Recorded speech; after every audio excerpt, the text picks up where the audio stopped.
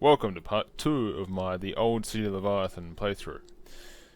If you haven't seen part 1, I do recommend that you go back and watch it for the sake of continuity and storyline, but it's up to you. Last time I left you here at this mysterious door, which we'll go through now. No time like the present. Why waste time? And nothing. All that build up for nothing.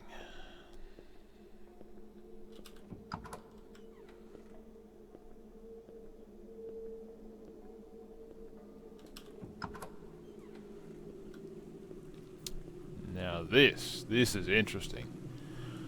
This is the very first time I've been outside in this game.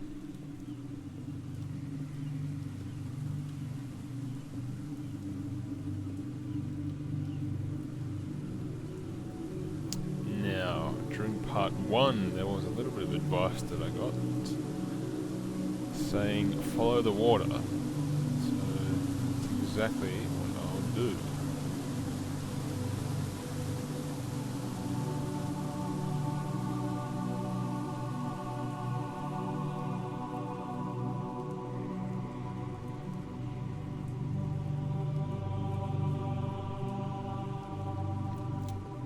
Guns around, I bet I can't pick them up. Yep, just like before. Teasing me, the FPS gamer that I am. So I might as well go through this door then.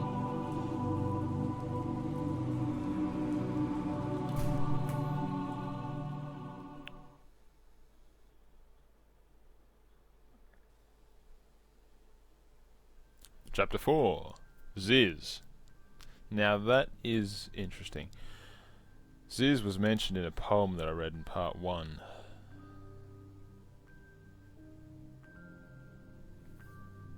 I don't know why we exist in self-destroying structure.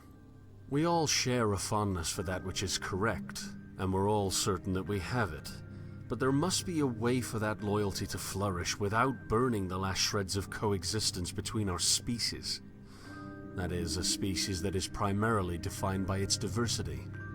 I don't know if I'm arrogant for assuming that my desire for progress is any indication of my task as a catalyst, but I tried to find Tarshish already. Only in my attempted escape did you find me, and I do not believe that you found me without reason. This is the room that I read the poem in. Here. See, Ziz flies. Top left.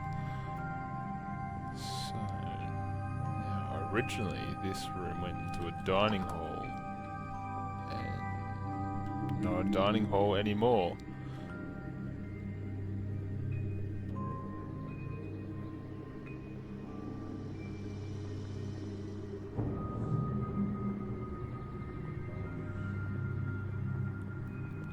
Man, this game looks great sometimes, like just the architecture and the lighting. I love it. Love it. Beautiful.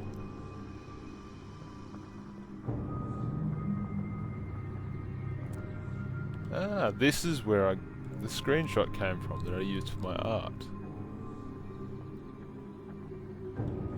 Yeah, you see that little statue or whatever floating in the background. This is where it was taken.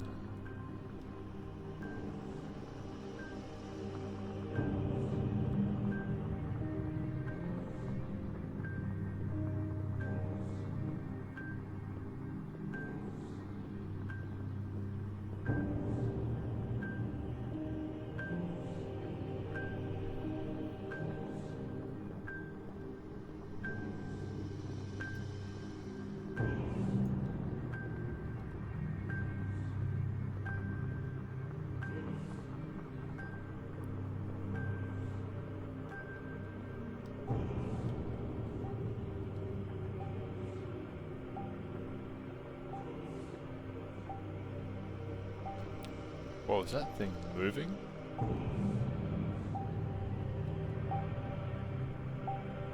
Let's go see, shall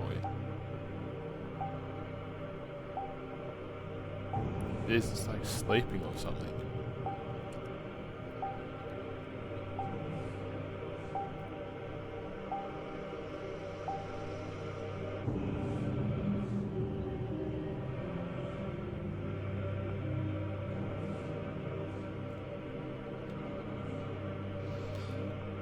Now I hesitate to jump, but what choice do I have? Let's try it.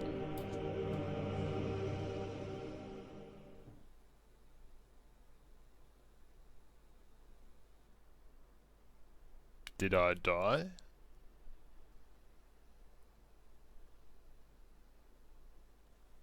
No, chapter 5.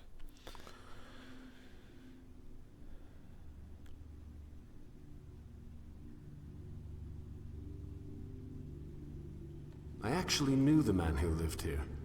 I believe his name was Solomon, though he insisted that the matter was irrelevant. During the few times we spoke, he seemed ungrateful to the point of mental masochism. He would consistently act as though you have somehow maliciously trapped him within your confines, to limit what can be done with the outside. I, of course, know you better. You and I have a special relationship. Why do you say it that way? Special relationship.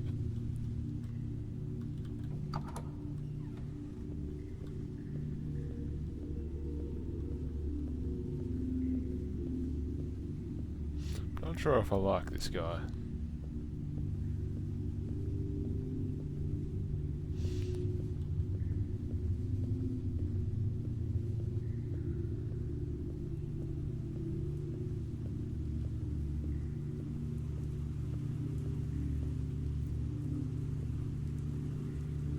Before the fall, I had access to a monolithic complex of voices. My parents would simply drop me off with the instruction to learn. Vague, certainly, but the uncharted nature of the command provided me the freedom to let my interest plot the course. My travels picked up in speed as the voices became stronger, pulling me ashore to distant lands where discovery welcomed me with open arms. Now, I'll do the same thing I did in part 1. I'm not going to sit here and read it, or let you read it in real time. You can pause right now, read it yourself. And for everyone who wants to move on, I'll move on right away.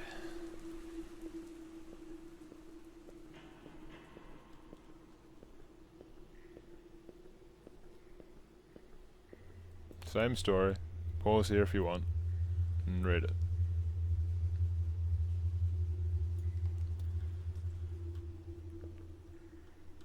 Lots of talk about minotaurs.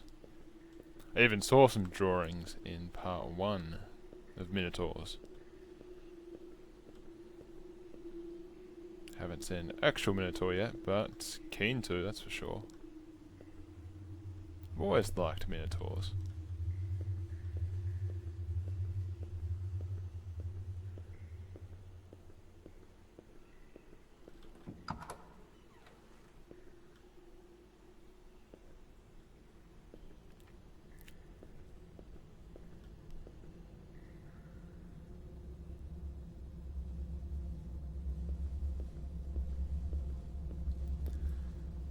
One giant leap for man, one small step for mankind.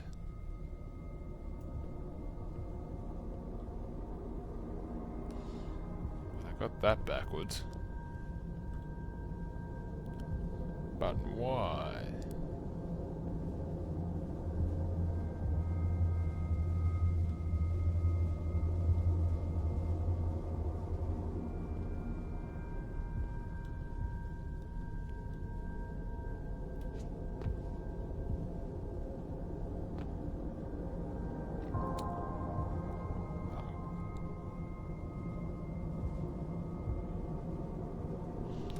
Back here again. Just as things were getting interesting.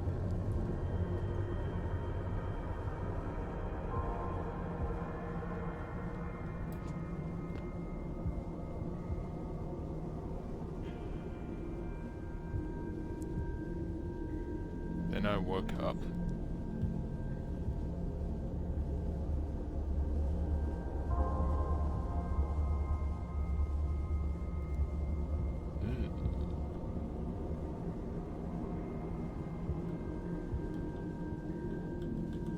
Nope, can't go through here.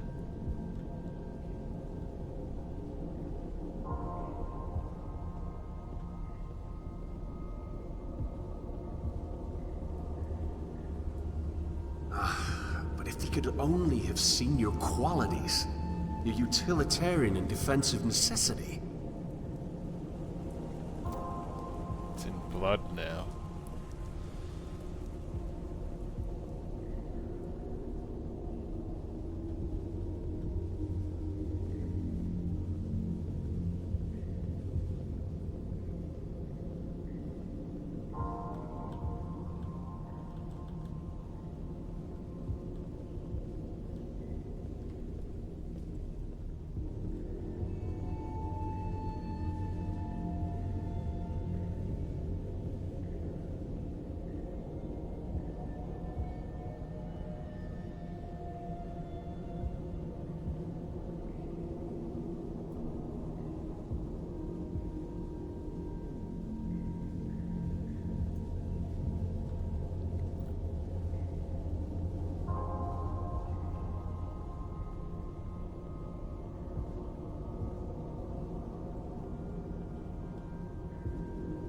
Really starting to think I'm going to face a Minotaur shortly, but this game has very little action about it, so I can't imagine a boss fight or anything like that. But we'll see, won't we? We'll see.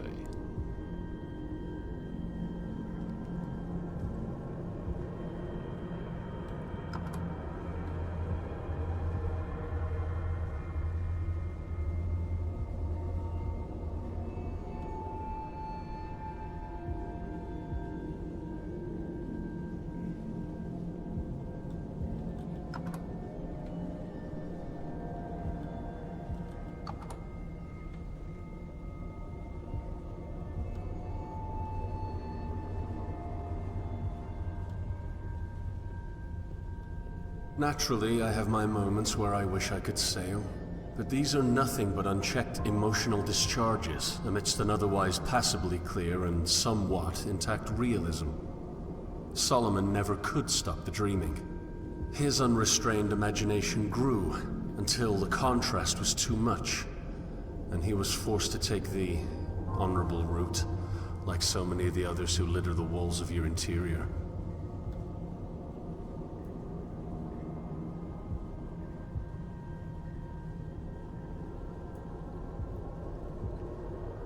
Another Solomon's note here.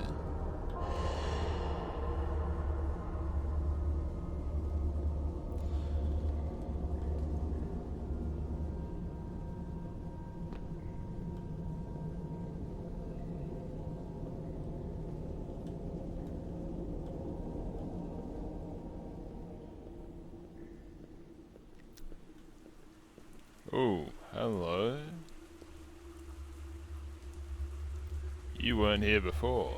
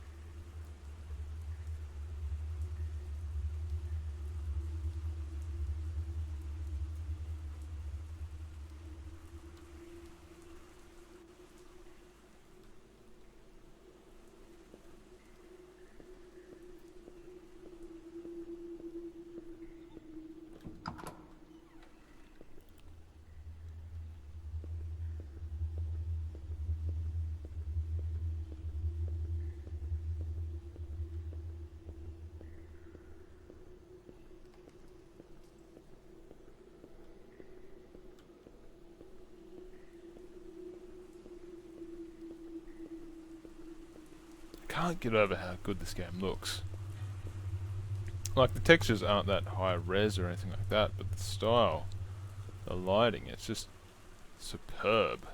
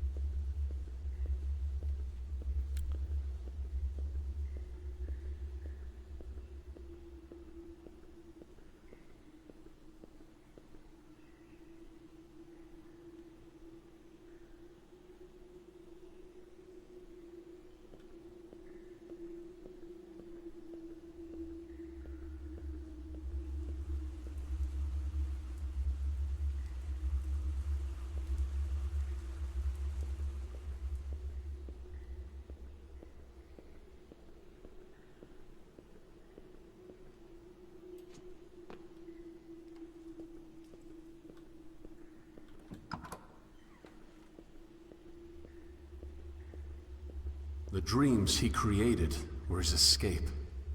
I often feel as though they can only function as such. They have a marginal effect, yes, but the required time for any real impact is far too great. Dreams that contribute are a grain of sand on a shoreline far away from here. And Tarshish, it feels much closer.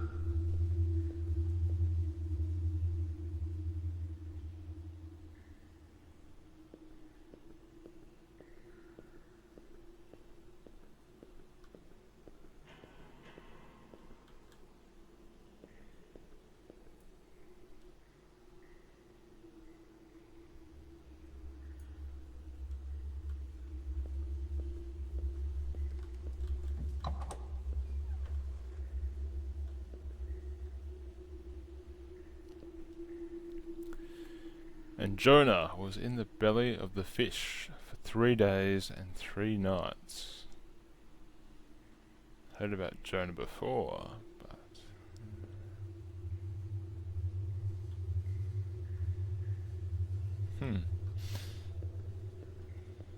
Anyway, let's go back through this way. Go to that exit door.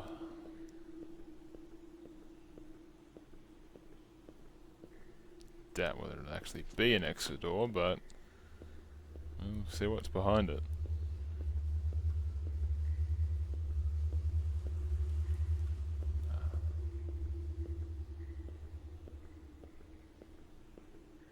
Is it this way? Yep.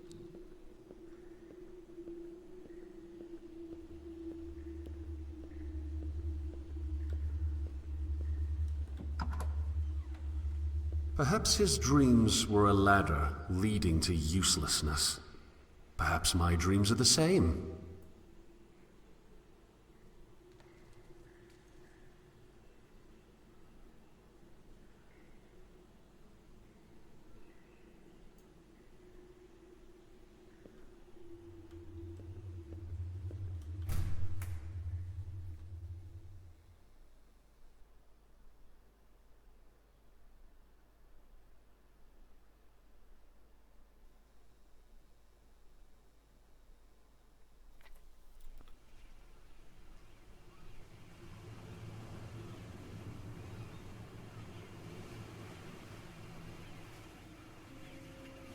How much do you know of the old world? Did you even exist? Were you thrown overboard when your fall occurred, floundering in a new and terrifying negativity? My transition was not a comfortable one, so in this we can feel a measure of companionship.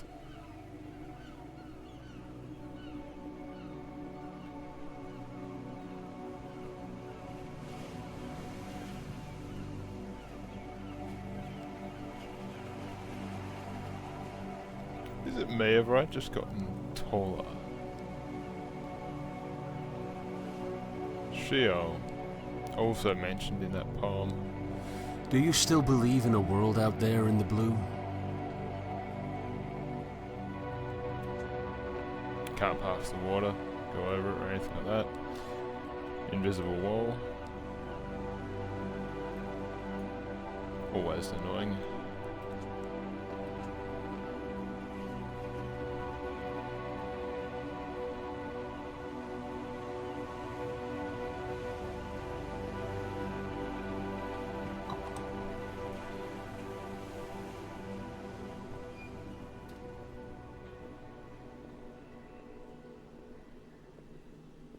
Books on top of books on top of books.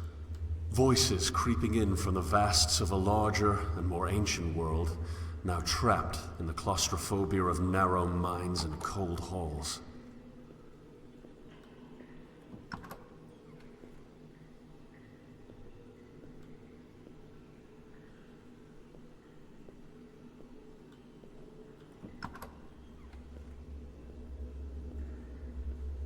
The old world was worthy of the waters that still flow from the inland. These green pipes that provide us with the basic sustenance we need for a pointless existence are nothing but charitable structures for an already stagnant populace. In this sense, our ideas never change because we rejected the source for its fruits.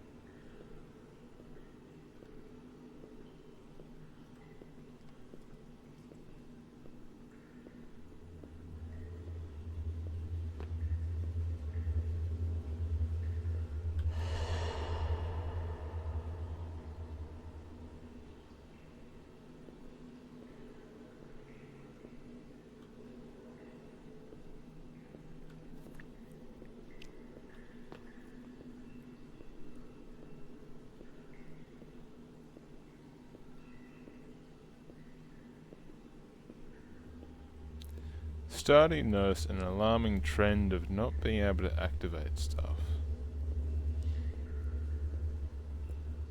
I'd like to see some puzzles or, something. Just lots and lots of walking and reading.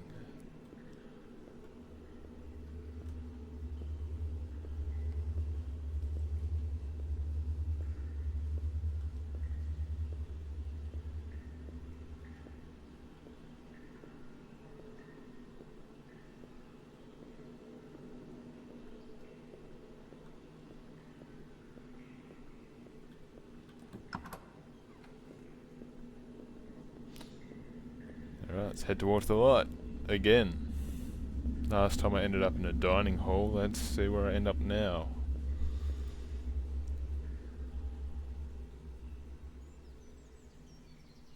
A cave.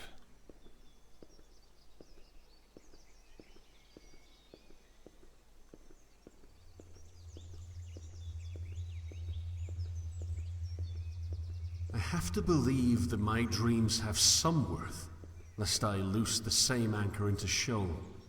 I have to believe that creation itself can bring life to cyclical demise.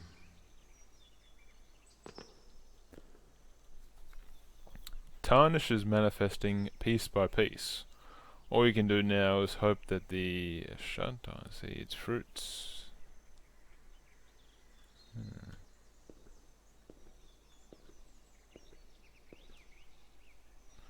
And we're fading away again.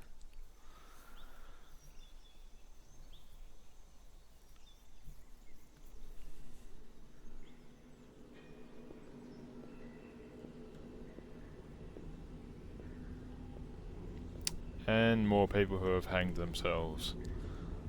Lovely.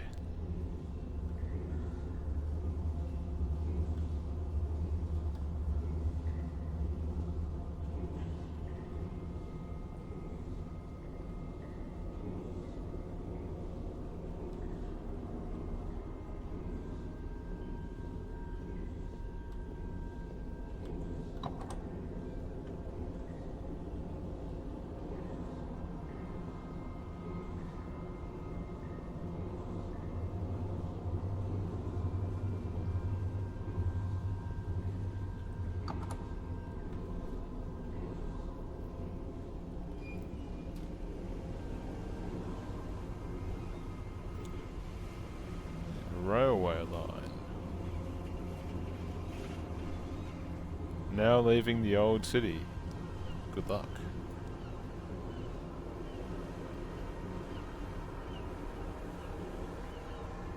Escape can take many forms, I see.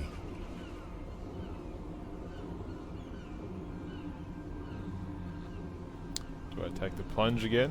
He was talking about escape. Does that mean death? Okay. No, I can't jump off here at all. So much for that theory.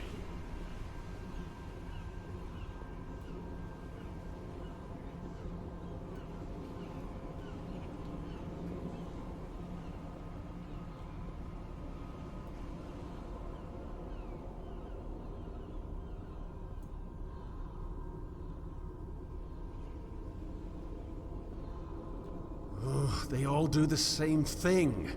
They all claim a certainty that makes the certainty of others moot. Yes, again and again I know. Truth must be compatible with itself. But is that not illusory? Is truth itself not something that is in essence unattainable? My realism's present, but so are my dreams. And to claim otherwise is a dream all the same. It's as if they have dreamt of a world without dreams. It's as if their world is one in which truth has revealed itself in an anthropomorphic turn, allowing us all to see it clearly and grasp it amidst the darkness. Sad, yes, that we all see a different beacon. Now, all I see is void, and I do not know what's left other than to give up and stagnate in your belly. I may not have their full sense of certainty, but as of now, I cannot present an alternative.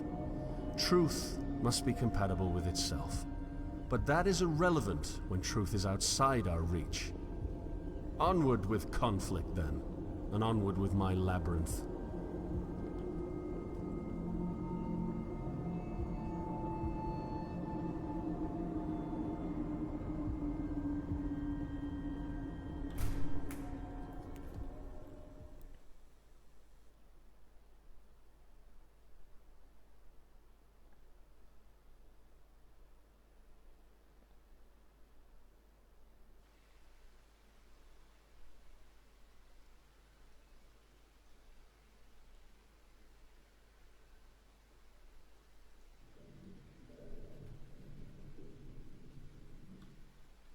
One of the larger unknowing camps is nearby. Their lack of organization tends to make it difficult for them to avoid the conflicts between the Guild and the Order. Of course, the unknowing themselves make their own little raids. This results in it being difficult to maintain any sense of pity. Regardless, I'm sure the onslaught was horrendous. People never fight harder than when someone else attempts to uproot their anchor, even if that someone only does so by existing.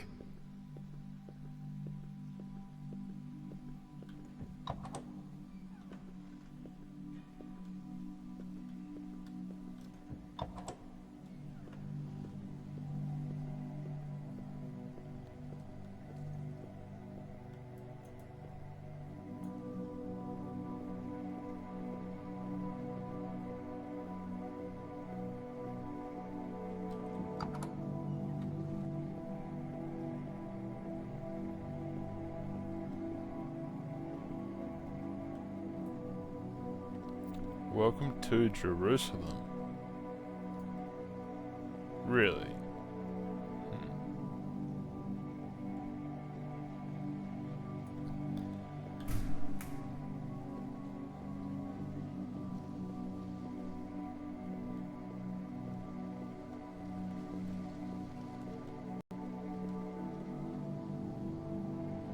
All of our dreams at their core involve some sort of contentment. This is the one desire we all share, but is it a goal that really should be met? After finding contentment, what then? Where is there left to explore after the last temporary comforts of happiness have been extracted?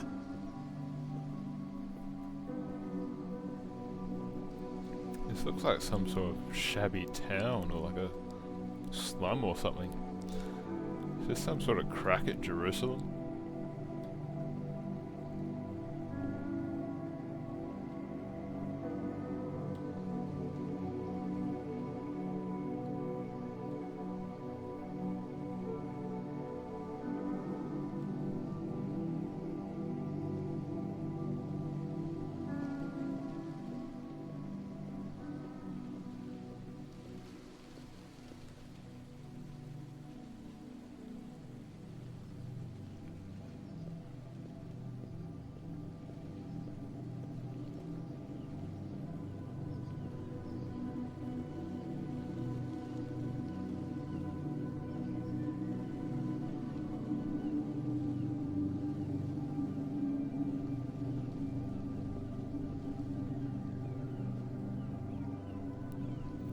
This is creepy.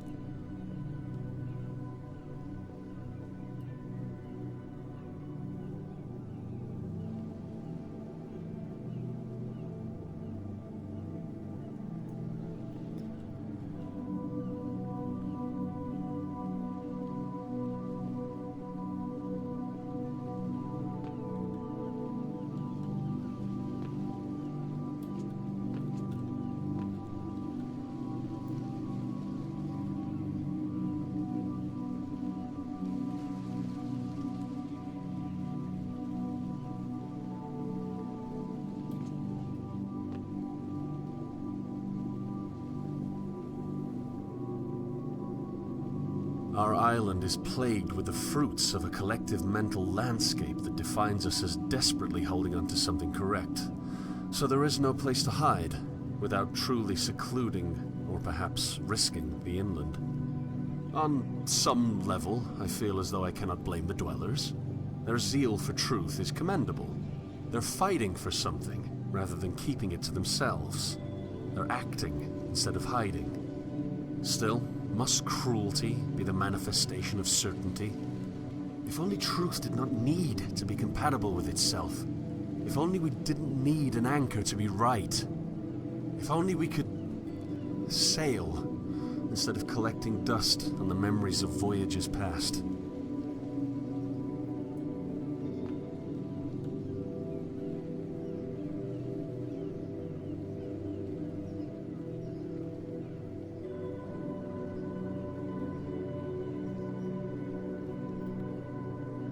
Floodgates.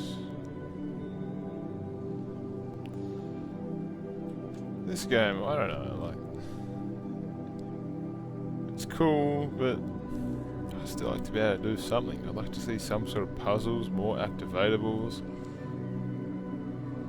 It just doesn't give you very much.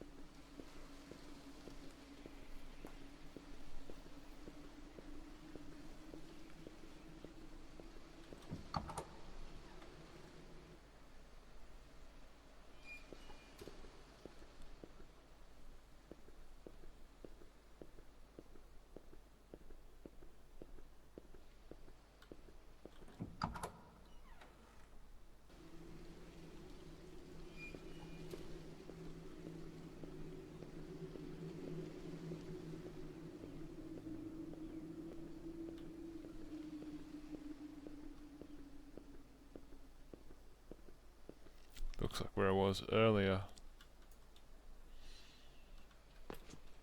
And there looked to be a house up here.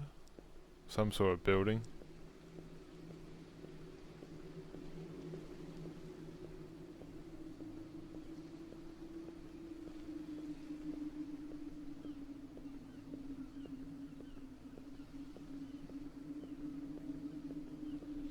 Subway access.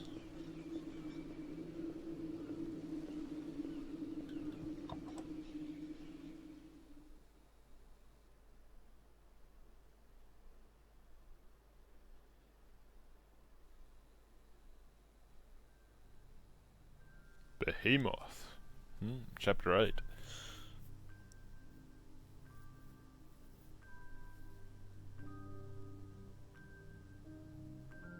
Yeah, back here.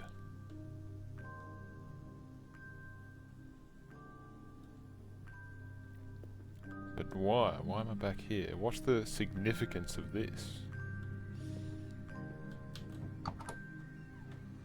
This room really that important?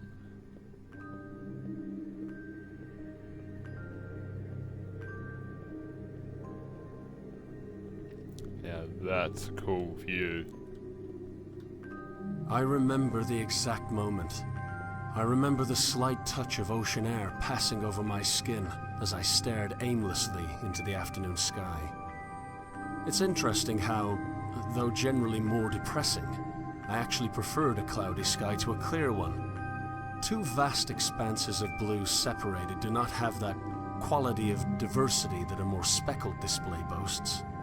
This is not to say that a cloudy sky is wholly unfortunate, because there were moments amidst the grey that I learned to dwell in. I learned to live in the moments where the heavens would tear through the sky as if digging through dirt, creating little bursts of pastel light in the otherwise desaturated gloom. It's as if clouds are nothing but a frame. I wonder if without them, happiness would turn into a flat portrait of stagnation.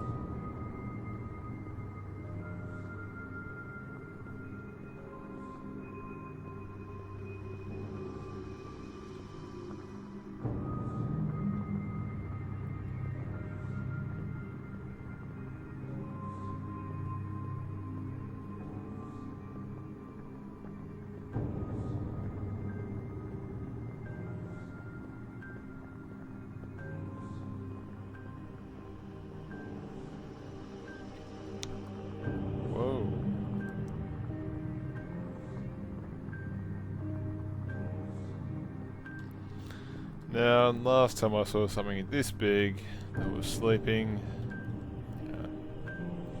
took the plunge, and I'm guessing that's what I'm supposed to do here as well. So, let's go for it.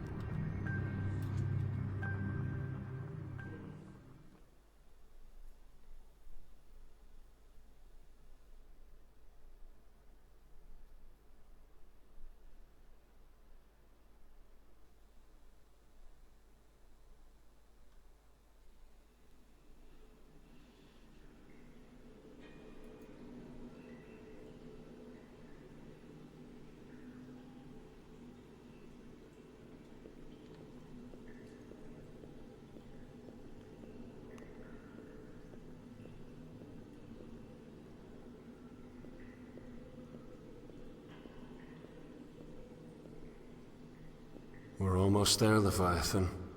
The final step between me and the old city's upon us. I wish I could take you along. We're almost there. That sounds interesting. Bit more than what I've seen so far. Wait, this game, I don't know. Don't know what to say. Like, it's kind of cool, but lots of walking, not much else. But more's getting revealed, it's getting more intriguing. I want to keep playing it and see how it goes, but I'll leave it here for part 2. And I'll return with part 3 sometime soon. So, tune in for that. As always, thanks for watching, and if you want, hit like and subscribe.